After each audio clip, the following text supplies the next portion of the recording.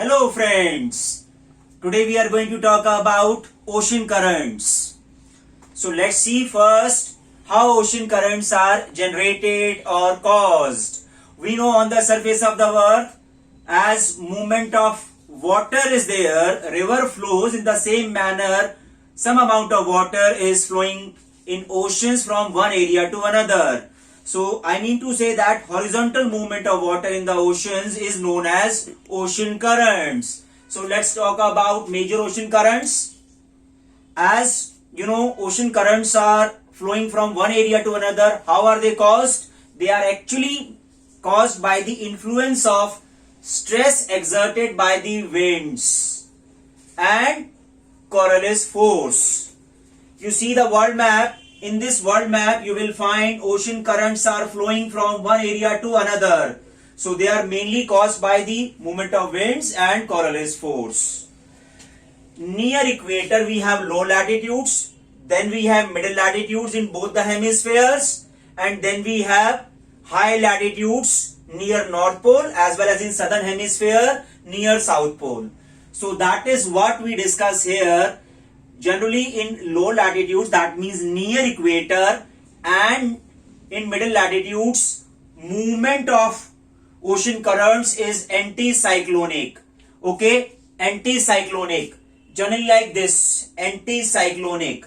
Okay, and in high latitudinal areas near North Pole and near South Pole, we have generally the movement of ocean current cyclonic. Right, clockwise.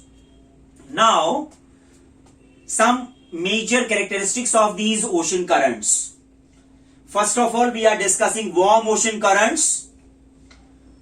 They bring warm water into the cold areas. Generally, they come from equatorial areas and they move towards polar areas. So, they bring warm water from equatorial areas towards the cold waters of polar areas, right? And they generally occur on the eastern coast of continents. Eastern coast of continent. You see, this is North America continent, mainly eastern coast. Okay, this is Africa continent, mainly eastern coast. This is Asia continent, mainly eastern coast, right? In middle and low latitudes, in both the hemispheres. Same thing happens in northern hemisphere as well as in southern hemisphere. And in high latitudes, warm currents occur on the western margins of the continents. This is high latitudinal zone. So you see on the western margin, this warm current is there. Okay. Now, some important warm ocean currents we are discussing in the map. You see Gulf Stream. You can see in Atlantic Ocean, this Gulf Stream is shown over here. From the eastern margins of North America continent, it is flowing towards high latitudes, right? And then North Atlantic Drift, another warm ocean current. You can say extension of this near high latitudes. In this manner, we can remember the locations. North Atlantic Drift is there, right? So Gulf Stream near the lower latitudes and middle latitudes, and in higher latitudes we can say North Atlantic Drift. Then we have Alaska current. As we have discussed, in higher latitudes on the western margins of the continent we have this current. So in North America continent, on the western margins we have Alaska current. Okay, and then we have North Equatorial current. Name is suggestive. This is near the equator. North Equatorial current, that means in the north of equator it is. North Equatorial current, right? This you can see this movement. North Equatorial current, right? And then we in southern hemisphere, exactly very close to equator, you will find South Equatorial current. This is your equator, right?